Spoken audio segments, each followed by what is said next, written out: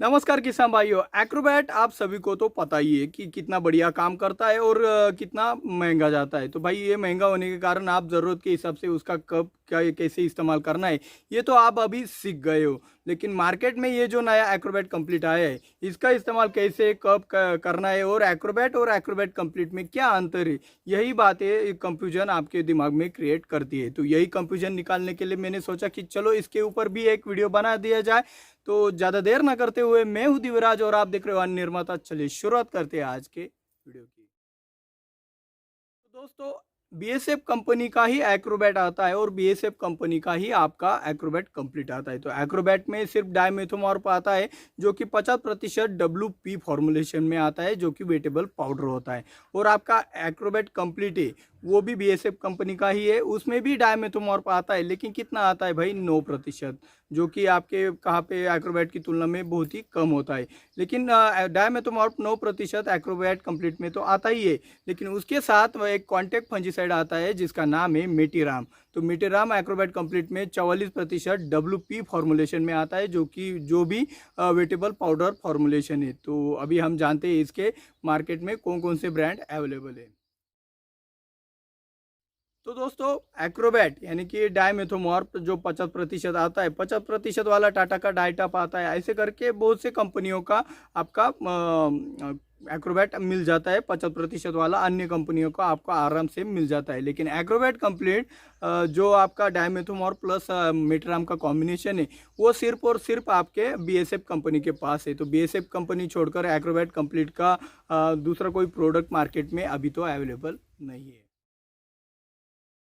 तो दोस्तों एक्रोबैट और एक्रोबैट कंप्लीट दोनों में एक ही कंटेंट है डायमेथोमॉर्फ। सिर्फ एक्रोबैट कंप्लीट में 1 मिलीग्राम ज़्यादा आता है। तो देखो भाई कंटेंट दोनों में सेम है तो एक्शन भी सेम ही होगा। तो अभी हम मोड ऑफ एक्शन के बारे में बात करने वाले हैं। तो दोनों में डायमेथोमॉर्फ की मोड ऑफ एक्शन समान होने वाली है, सिर्फ पावर कम ज़्यादा हो सकती है वो उसके परसेंटेज के अनुसार। तो देखो भाई डायमेथोमॉर्फ एक सिस्टेमिक फंजीसाइड है जो कि प्रिवेंटिव और क्यूरेटिव दोनों तरीक़ों से आपके फसल में बहुत ही अच्छे से काम करता है। ये क्या करता है, सेल वॉल में जो स्टेरॉल सिंथेसिस का जो काम चलता है, यानी कि जो सेल वॉल जो उसके कवच होता है फंगस का, उसे तोड़ने में या फिर उसको बनाने से रोकने का काम आपका डायमेथोमॉर्फ बहुत ही बढ़िया तरीके से करता है। और रही बात आपके मेटराम की, तो जो आपके एक्रोबैट कंप्लीट में जो मेटराम आता है उस वो आपके ब्रॉड स्पेक्ट्रम फंजीसाइड है। यार ब्रॉड स्पेक्ट्रम का मतलब क्या है देख लो दोस्तों। ब्रॉड स्पेक्ट्रम मतलब एक से ज़्यादा फंगस को किल करने की एक्शन, उसको हम ब्रॉड स्पेक्ट्रम कहते हैं। तो ये पॉलीमेरिक डाइथायो का कार्बामिक कॉन्टैक्ट फंजीसाइड है, यानी कि ये सिर्फ आपके कॉन्टैक्ट में स्पर्शजन्य तरीके से काम करता है, यानी कि जहाँ पे गिरेगा वो यहाँ के ही फंगस मारने का काम करता है। और इसमें एक मतलब एक एक्शन बोलते हैं ना हम, ट्रांसलेमिनार एक्शन, वो एक्शन स्पोर किल करता है। तो ऐसे इसमें बहुत से एक्शन होने से इसे मल्टी साइट एक्टिविटी भी कहा जाता है। मल्टी साइट एक्टिविटी यानी कि एक फंगस को कई तरीक़ों से मारने की क्षमता आपके मेटराम में है। तो इसके एक्शन जो है वो सिर्फ और सिर्फ प्रिवेंटिव है, यानी कि आपको ये फंगस नहीं लगने देता है आपके फसल में। ये क्यूरेटिव और इरेडिकेटिवली काम नहीं करता है। तो आपको ये ध्यान में रखना है कि मेटराम सिर्फ आपका प्रिवेंटिव ही काम करता है, बाकी आपका क्यूरेटिव रोग आने के बाद ये काम नहीं कर सकता। तो दोस्तों एक्रोबैट और एक्रोबैट कंप्लीट दोनों WP फॉर्मुलेशन में है और दोनों का कोइंसिडेंटली ये कहे या फिर कुछ और कहे, दोनों का रेन पासनेस सेम है। दोनों के स्प्रेइंग के बाद 1 घंटे बाद बारिश भी आ जाए तो आपको इन दोनों प्रोडक्ट के बहुत ही बढ़िया रिजल्ट मिल जाते हैं। एक्रोबैट और एक्रोबैट कंप्लीट के रेसिडुअल एक्टिविटी में कुछ ज़्यादा फर्क नहीं है। लगभग आपका एक्रोबैट 11 दिनों तक बहुत ही बढ़िया तरीके से काम करता है और आपका एक्रोबैट कंप्लीट 9 दिनों तक बहुत ही बढ़िया काम करता है प्रिवेंटिव में। तो इसकी रेसिडुअल एक्टिविटी मतलब एक्रोबैट की रेसिडुअल एक्टिविटी 10 दिनों की है और एक्रोबैट कंप्लीट की 9 दिनों की है। एक्रोबैट और एक्रोबैट कंप्लीट किन किन डिसीज के ऊपर काम करते हैं ये अभी हम जान लेते हैं। तो यहाँ पे स्क्रीन के ऊपर आप अभी इमेज भी देख रहे हो, ये सबसे ज़्यादा इस्तेमाल किया जाता है डाउनी मिल्ड्यू के लिए। तो डाउनी मिल्ड्यू कितना पता है आपको, कितना खतरनाक डिसीज है। एक बार आपके फसल में घुस गया है तो उसको कंट्रोल करना नामुमकिन जैसा हो जाता है। तो डाउनी मिल्ड्यू को प्रिवेंटिव में इस्तेमाल करने के लिए ये बहुत ही, ये दोनों के दोनों प्रोडक्ट बढ़िया है। तो डाउनी मिल्ड्यू कैसा होता है आप अभी स्क्रीन के ऊपर देख रहे हो कि ऊपर से एक पीला धब्बा होता है और पत्तियों के नीचे की तरफ आपको एक सफ़ेद रंग की फंगस दिखाई देती है, उसे ही हम डाउनी मिल्ड्यू कहते हैं। और हाँ, ये जो आपका एक्रोबैट और एक्रोबैट कंप्लीट दोनों के दोनों प्रोडक्ट लेड ब्लाइट पर भी बहुत ही बढ़िया से काम करते हैं। तो लेड ब्लाइट की भी इमेज आप अभी देख रहे हो भाई, पत्तियों के ऊपर थोड़े से काले रंग के बड़े बड़े धब्बे दिखाई दे, तो ये आप समझ लेना कि ये लेड ब्लाइट। तो मैंने कहा भाई मिटराम थोड़ा सा इससे भी ज़्यादा, मतलब एक्रोबैट और एक्रोबैट कंप्लीट में तो आपका डाउनी मिल्ड्यू और लेड ब्लाइट बहुत ही अच्छे से काम कर जाता है, लेकिन एक्रोबैट कंप्लीट एक रोग के ऊपर बहुत उससे भी ज़्यादा काम करता है, वो है रूट रॉट। आपकी जड़ों का जो सड़न होता है उसे रोकने का काम आपका मिटराम बहुत ही अच्छे से करता है। तो भाई ये मिटराम की एक, मैंने बोला था ना आपको, एक डिसीज़ के ऊपर ये ज़्यादा काम करता है। तो देखो दोस्तों, आपको प्रतिशत में बताना चाहता हूँ क्योंकि देखो प्रतिशत में अगर आपको पता चलता है तो आपका विश्वास उसके ऊपर कितना रखना चाहिए और कितना नहीं रखना चाहिए ये आपके मन में ज़रूर आ जाएगा। तो भाई अगर आप ये एक्रोबैट और एक्रोबैट कंप्लीट का अगर इस्तेमाल अगर प्रिवेंटिव करते हो तो भाई 90% तक आपका एक प्रिवेंटिव में काम हो जाता है। 10% इसलिए रखा है कि भाई कहीं पे आपका कवरेज नहीं होता है, आप अगर कम पानी इस्तेमाल करते हो तो वो भी आपको दिक्कत आ सकती है, वरना इसमें 100% देने में मेरी कोई झिझकाहट नहीं होती अगर ये रोग आने से पहले प्रिवेंटिव में आप इस्तेमाल करते हो।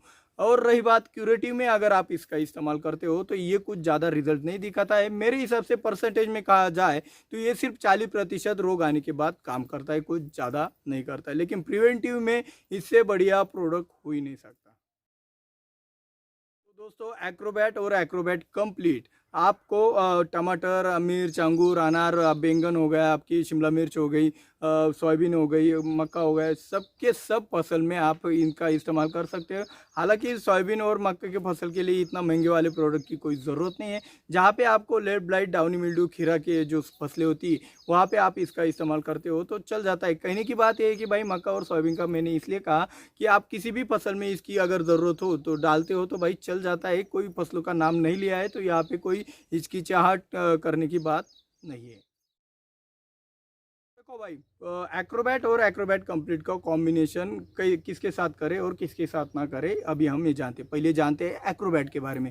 तो एक्रोबैट का कॉम्बिनेशन आपको करना है भाई, इसमें सिर्फ एक सिस्टेमिक कंटेन है डायमेथोमॉर्फ, तो इसके सिस्टेमिक के साथ आपको एक कॉन्टैक्ट फंजीसाइड का इस्तेमाल करना है। आप चाहो तो M45, कैप्टॉप हो गया, आपका कॉपर हो गया, कोई भी कॉन्टैक्ट फंजीसाइड आप इसके साथ इस्तेमाल कर सकते हो, कोई रिएक्शन नहीं होता है। और इसके साथ आप कोई इंसेक्टिसाइड इस्तेमाल करना चाहते हो बेझिझक करें, कोई टॉनिक का इस्तेमाल कर सकते हो, कोई दिक्कत की बात नहीं है। और रही बात एक्रोबैट कंप्लीट के कॉम्बिनेशन की, तो भाई एक्रोबैट कंप्लीट में तो कोई कॉन्टैक्ट फंजीसाइड का कॉम्बिनेशन करने का झंझट ही नहीं है, क्योंकि उसके साथ मेट्राम आपको कॉन्टैक्ट में मिल ही जाता है और वो भी ज़्यादा प्रतिशत में। और रही बात ज़्यादा प्रतिशत में होने के कारण, और आपको कोई अलग सा खर्च नहीं पड़ता है कॉम्बिनेशन करते वक्त कि भाई इसके साथ मेरे को और भी एक कॉन्टैक्ट वाला मिलाना पड़ेगा। और एक्रोबैट कंप्लीट के साथ भी आपको किसी भी इंसेक्टिसाइड और टॉनिक का इस्तेमाल बेझिझक कर सकते हो आपके फसल में।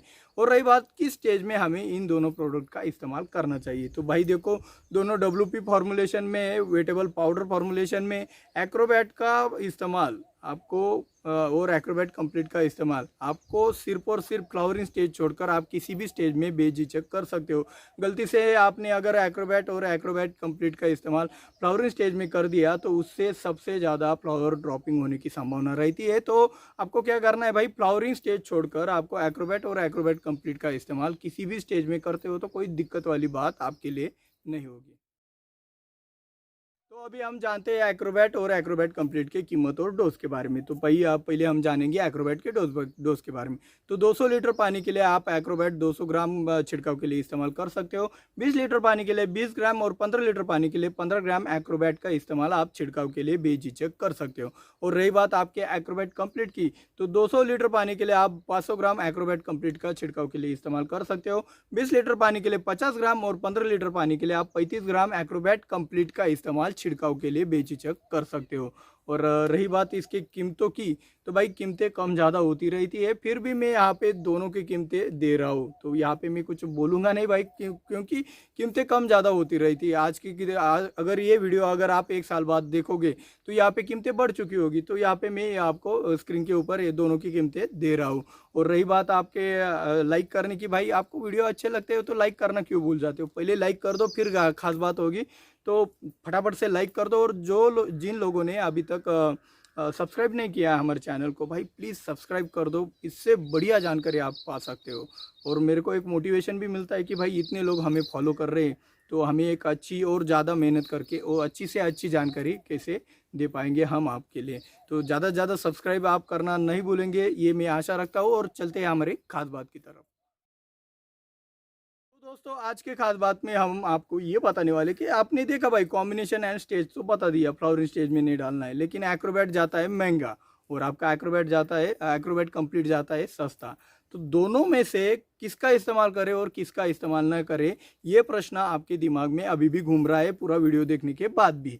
तो आप कुछ लोगों को तो समझ आ गया होगा, लेकिन फिर भी क्लियर नहीं हो रहा है कि कहाँ पे इस्तेमाल करें और कहाँ पे ना इस्तेमाल करें।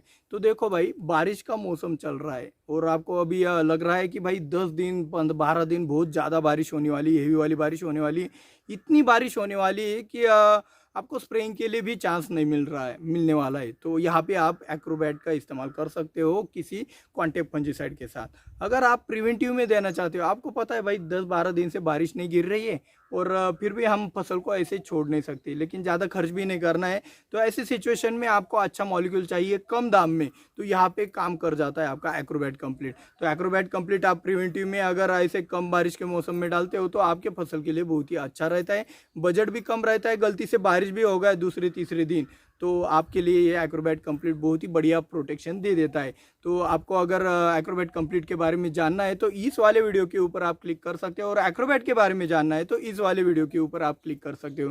तो मिलते हैं अगले वीडियो में। जय जवान जय किसान।